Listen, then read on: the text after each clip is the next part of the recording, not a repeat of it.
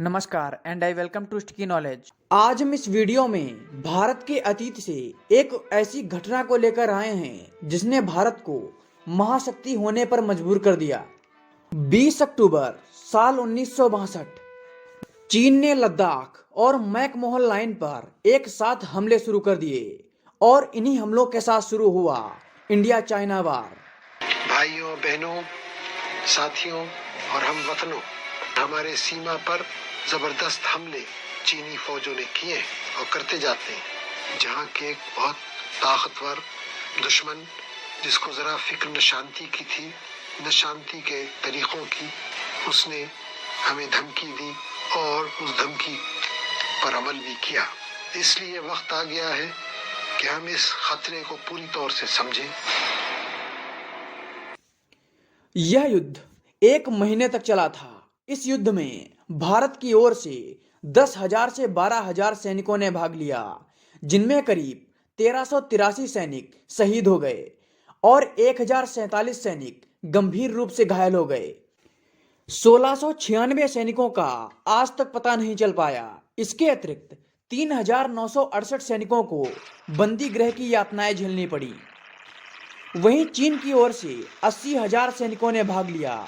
इसमें से करीब 722 सैनिक मारे गए और 1697 सैनिक घायल हो गए। वास्तविक आंकड़ा क्या था, ये तो चीन की सरकार ही जानती है। भारत ने इस युद्ध में भूमि का एक बड़ा हिस्सा गंवा दिया। यह इतना बड़ा भूभाग था कि इस पर देश की राजधानी दिल्ली जैसे 28 शहर बसाए जा सकते थे।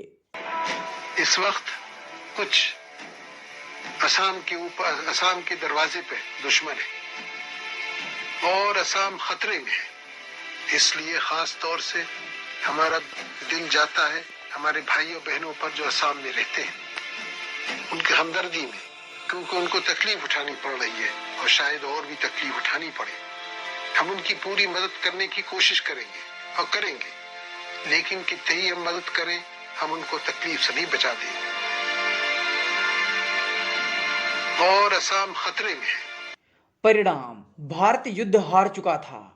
India had lost the war. ये आकाशवाणी है। अब आप प्रधानमंत्री का राष्ट्र के नाम संदेश सुनिए। चीनी फौजों ने हमारे ऊपर हमला किया और हमारे मुल्क में घुस आए। उधर पूर्वी सीमा प्रांत जो है नेफा, उसके हमारी सरहद से आए इधर, और उन्होंने हमारे फौजी जो वहां दस्ते थे उन पे हमला किया था।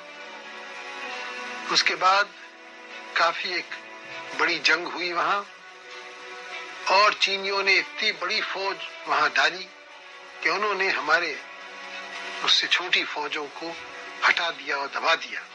अब आइए जानते हैं कि हम इस युद्ध को हारे क्यों। इसके पीछे 5 प्रमुख कारण हैं। नंबर 1, भारत द्वारा इस युद्ध में भारतीय वायुसेना और भारतीय नौसेना यानी इंडियन नेवी का इस्तेमाल न किया जाना। यदि नेवी और एयरफोर्स का इस्तेमाल किया गया होता तो परिणाम कुछ अलग ही होता, क्योंकि भारत की एयरफोर्स और नेवी चीन की एयरफोर्स और नेवी से कई गुना ज्यादा पावरफुल थी। नंबर 2, प्लानिंग की कमी और अकुशल नेतृत्व। इसका अंदाजा आप इस बात से लगा सकते हैं कि जब यह युद्ध हो रहा था तब भारत के रक्षा मंत्री मेनन लंदन में थे और भारत के प्रधानमंत्री जवाहरलाल नेहरू नेपाल में। नंबर 3, चीनी सेना भारतीय सेना से अत्यधिक ऊंचाई पर थी। नंबर 4, भारतीय सेना के पास युद्ध का साजो सामान ही नहीं था, जबकि चीनी सेना अत्याधुनिक हथियारों से लैस थी। नंबर 5, नेहरू की शांतिप्रिय नीतियां इस युद्ध की हार का एक बड़ा कारण साबित हुई। तो आज का हमारा टॉपिक यहीं पर समाप्त होता है। यदि आपको वीडियो पसंद आई हो तो चैनल को सब्सक्राइब कर लीजिए। धन्यवाद।